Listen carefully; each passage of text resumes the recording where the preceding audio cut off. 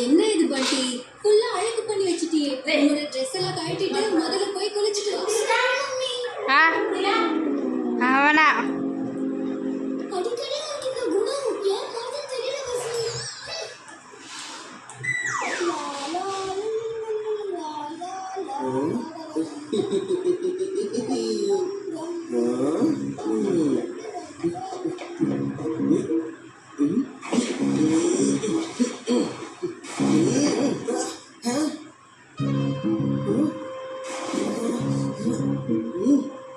Dress எல்லாம் இங்க போட்டுட்டு ஷூஸ் போட்டுட்டு குளிக்க போயிட்டானா?